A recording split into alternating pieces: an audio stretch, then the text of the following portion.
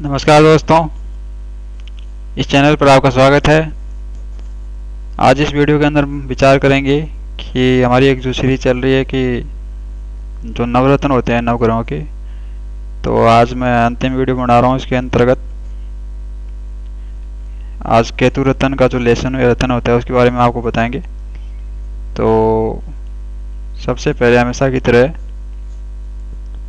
मैं अपनी 3 बातें यहाँ रखना चाहूँगा कि यदि आपने इस चैनल को अभी तक सब्सक्राइब नहीं किया है तो वीडियो की लेफ्ट साइड के अंदर जो नीचे की तरफ जो है सब्सक्राइब कर नाम करके जो रेड बटन है उसको आप क्लिक करिए और उसको ग्रीन वो ब्लू कर लीजिए। और दूसरी बात है कि ये वीडियो आपको लास्ट तक देखना है। यदि आप लास्ट तक देखेंगे तो भी आपको जो है पूरी जानकारी हो पाएगी। आधा अधूरा वीडियो देखने से आपको पूरा ज्ञान नहीं हो पाएगा और आपको फायदे की जगह नुकसान ही हो सकता है। अगर यदि आपने जानकारी अधूरी ली तो आप अधूरा ही काम करेंगे। तो आप यदि वीडियो देख रहे हैं तो पूरा का पूरा ही देखें। और यदि आपको वीडियो पसंद आता है तो इसको लाइक करें, शेयर करें, अधिक से अधिक लोगों तक इसको पहुंचाने की कोशिश करें, क्योंकि मेरा उद्देश्य है कि आपको घर बैठे ही ज्योतिष का नॉलेज हो जाए और आपको बार बार जो ज्योतिषियों के चक्कर लगाने न पड़े। तो और तीसरी बात मैं आपको ये कहना चाहता हूँ यहाँ पर कि जो मैंने जो अपने चैनल पर जो है एक प्लेलिस्ट बना रखी है जिसका नाम है एस्ट्रोलॉजी इजी टू ऑल। इसके अंदर बहुत ही सरल भाषा के अंदर और सरल विधि के अंतर्गत मैंने बता रखा है कि किस प्रकार से वीडियो मैंने अपलोड कर रखे हैं ज्योतिष के विभिन्न विषयों पर, टॉपिक पर। और बता रखा है कि किस प्रकार से सरकारी नौकरी का योग बनता है, विवाह की संभावना कब तक बनती है जीवन के अंदर, और कुंडली के भावों को कैसे पढ़ा जाता है, गजकेसरी योग कैसे बनता है, मंगली दोष को कैसे देखा जाता है, और प्रेम विवाह लव मैरिज का योग किस प्रकार से बनता है, और सरकारी नौकरी कब तक लगती है यदि लगने का योग हो तो। और जो 9 रत्न की मैंने बता ही दिया आपको कि मैं एक सीरीज बना रहा हूँ, उसके अंतर्गत आज अंतिम वीडियो है कि नवग्रहों के जो नवरत्न होते हैं वो किस प्रकार से पहनने चाहिए, उनकी विधि क्या क्या है, उनकी क्या क्या फायदे हैं, क्या क्या नुकसान है, और किसको पहनना चाहिए और किसको नहीं पहनना चाहिए। और जो नवग्रहों के जो व्यवसाय होते हैं उनके वीडियो भी मैंने अपलोड कर रखे हैं। तो आप चाहें तो इस प्लेलिस्ट पर जा करके वीडियो देख सकते हैं और अपना जो ज्योतिष ज्ञान है वो बढ़ा सकते हैं। तो आइए अब मेन टॉपिक पे लौटते हैं। तो केतु रत्न का लेसन या रत्न धारण करने से पहले यदि आपको उसकी पहचान नहीं है तो उसकी पहचान मैं आपको करा देता हूँ कि किस प्रकार का होता है। ये जो आप देख रहे हैं स्क्रीन पर, ये जो होता है ये फीमेल कैट्स आई होता है, जो लेसनिया को कैट्स आई बोलते हैं। तो ये जो है मादा बिल्ली की आँख की तरह ही दिखने वाला रत्न है। तो इसको पहनना भी अच्छा रहता है। और साथ ही ये जो है ये नर मादा मेल कैट्स आई का जो रत्न होता है इसको इस नाम से पुकारा जाता है, मेल कैट्स आई।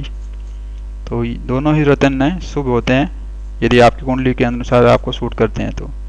और मैं तो आपको यही रिकमेंड करूँगा कि आप दोनों ही प्रकार के रत्न ले लें और उनको मिला कर के पहने, जिससे आपको ज़्यादा से ज़्यादा फायदा होगा यदि आपको आपकी कुंडली के अनुसार आपको लहसुनिया पहनना बनता है। तो ये मैंने आपको पहचान करा दी है। ये अंगूठे के अंदर जड़ा हुआ है, ये देख लीजिए। एक थोड़ा और कलर का है, ये थोड़ा और लाइट कलर का है लहसुनिया। तो आप दुकान पर जाकर जैसा भी आप चाहें वो खरीद सकते हैं, लेकिन खरीदते समय ध्यान रखें कि रत्न के अंदर किसी प्रकार का दाग धब्बा ना हो। और जितना वो ट्रांसपेरेंस होगा उतना ही बेटर रहेगा यदि ट्रांसपेरेंस हो सकता है तो। और किसी प्रकार की दरारें थ्रेड नहीं होनी चाहिए उन पर। और लैब टेस्टेड ही लेवें, क्योंकि आजकल नकली रत्न बहुत आ रहे हैं, साइंटिस्टिक रत्न बहुत आ रहे हैं। तो आप लेब टेस्ट करा कर ही लेवें उसको, तो आपके लिए बेटर रहेगा। तो अब जो है मैं आपको बताता हूँ कि जो लहसुनिया के क्या क्या फ़ायदे होते हैं।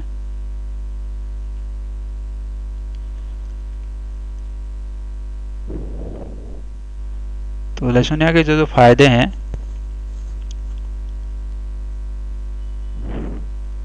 कि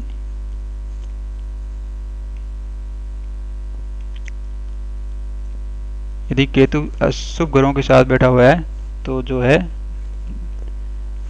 लहसुन या रत्न धारण किया जा सकता है। और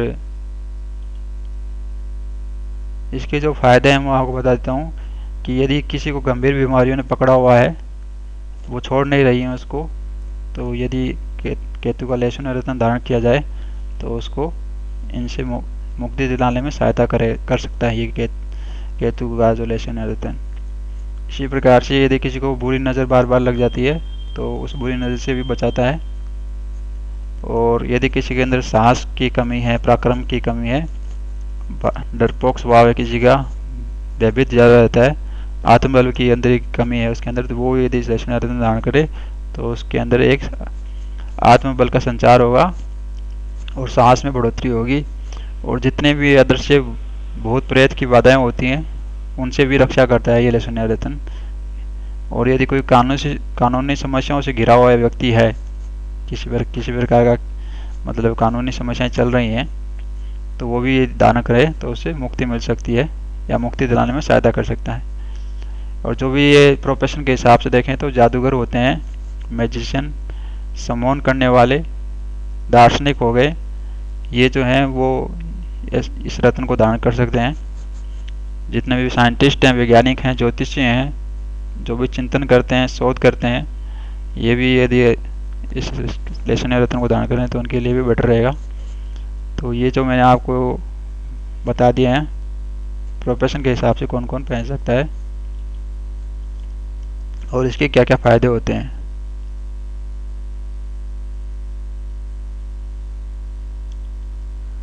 अब मैं आपको बताता हूँ कि जो है इसको धारण करने की क्या विधि है। तो इसको धारण करने की विधि ये है कि आप लहसुन या रत्न बाज़ार से लेकर आएँ। जो भी मैंने आपको पिक्चर दिखाई थी, ये पिक्चर आप दोबारा से फिर देख सकते हैं, चाहे इस प्रकार का लें, चाहे इस प्रकार का लें, चाहे दोनों ले आएँ। अब मैं इसको विधि बताता हूँ कि किस धातु में इसको जड़वाना है आपको। तो ये जो रत्न आप जड़वाएंगे वो आप जड़वाएंगे पंच धातु के अंदर। 5 धातुएं मिला करके जो सुनार वगैरह होते हैं वो अंगूठी का निर्माण करते हैं। तो पंच धातु के अंदर इसको जड़वाएं। और जो आप में 3 रति, 5 रति या 7 रति का लहसुन या धारण करें। जो बच्चे हैं जो मतलब 11 साल से लेकर के 18 साल तक वो 3 रति का धारण कर सकते हैं। और जो 19 साल से लेकर के 30 साल तक हैं वो 5 रति का लहसुन या रत्न धारण कर सकते हैं। और जो 30 साल से अधिक हैं वो जो है 7 रति का लहसुन या रत्न लेकर के धारण कर सकते हैं। तो ये मैंने आपको बता दिया कि इसका वेट क्या होना चाहिए। और ये धातु मैंने आपको बता दी, पंच धातु के अंदर इसको जड़वाएं। अब मैं बताता हूँ कि किस दिन आपको पहनना है।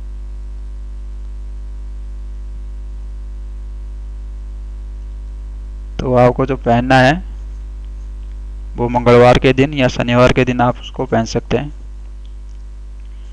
तो सुबह नहा धो करके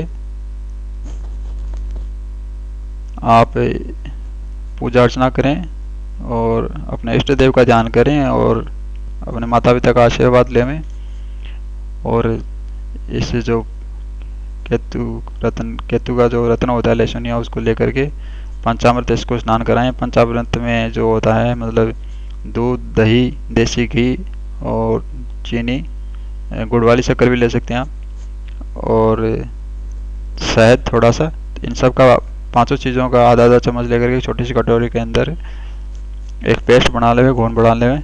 घोल बनाने के बाद उस जो लहसुन या रत्न है उसको आप डिप करके रखिए 1-2 घंटा।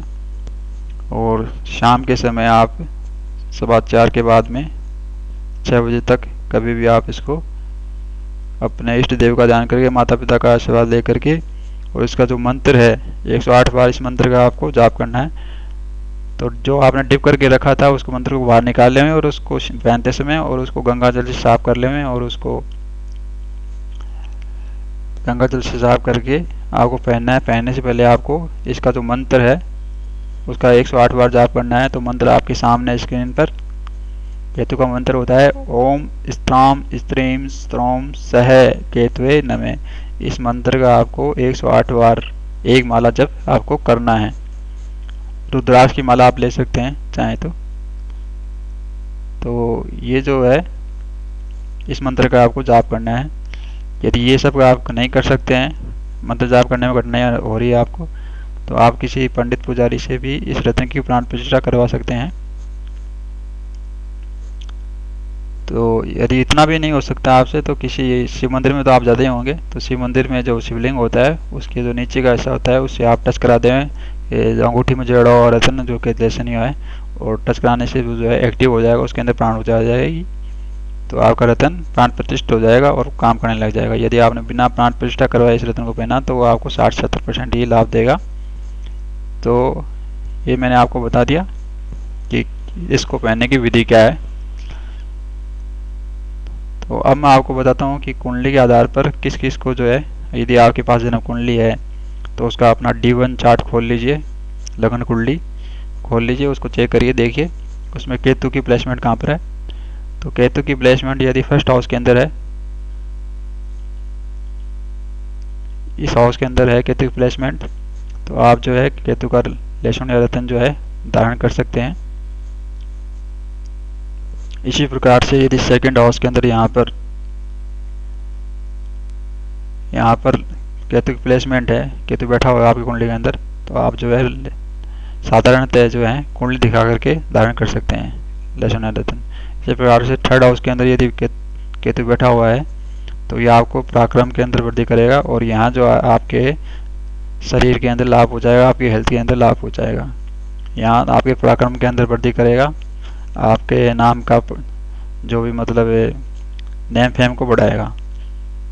इसी प्रकार से 9 नंबर राशि में कहीं भी यदि केतु बैठा हुआ है, छठे, आठवें और 12वें भाव को छोड़कर, यहाँ नहीं होना चाहिए, इस भाव के अंदर, इस भाव के अंदर और इस भाव के अंदर, 9 नंबर राशि के अंदर कहीं भी यदि केतु बैठा हुआ है इन 3 भावों को छोड़ करके, तो जो आप जो हैं, क्योंकि 9 नंबर राशि में केतु उच्च का होता है तो उच्च के फल देता है, बलवान हो जाता है यहाँ पर ये 9 नंबर राशि के अंदर, तो आप पहन सकते हैं। और इसी प्रकार यदि फोर्थ हाउस के अंदर भी केतु आपकी कुंडली के अंदर बैठा हुआ है तो आप लक्ष्मण रत्न दान कर सकते हैं। यदि पंचम हाउस के अंदर केतु जो बैठा हुआ है तो जो आप जो है लक्ष्मण रत्न दान कर सकते हैं। यहाँ की संतान पक्ष को बेहतर बनाएगा, आपकी विद्या बुद्धि को बेहतर बनाएगा, आपके एजुकेशन को बेहतर बनाएगा ये।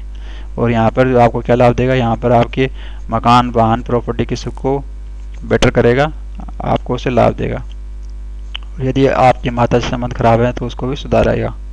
और यदि आप जनता से जुड़ा हुआ कोई काम करते हैं तो उसके अंदर भी मतलब फ़ायदा होगा आपको। और इसी प्रकार से यदि 9th हाउस के अंदर केतु बैठा हुआ है, उसकी प्लेसमेंट है, तो भी जो आप जो है केतु का रत्न धारण कर सकते हैं। सुनिए, यहाँ आपके भाग्य को बलवान बनाएगा और कम परिश्रम से अधिक लाभ होगा आपको। इस प्रकार से 10th हाउस के अंदर केतु बैठा हुआ है तो भी जो आप जो है लेशन रत्न दान कर सकते हैं। ये आपके जॉब के अंदर हेल्प करेगा, जॉब के अंदर विस्तार करेगा, उसको बढ़ाएगा, और बिजनेस के अंदर आपको लाभ देगा, जो भी आप बिजनेस करते हैं या जो भी नौकरी आप करते हैं। इस प्रकार से 11th हाउस के अंदर यदि केतु बैठा हुआ है तो यहाँ जो है केतु बहुत अच्छा माना जाता है ज्योतिष दृष्टि से।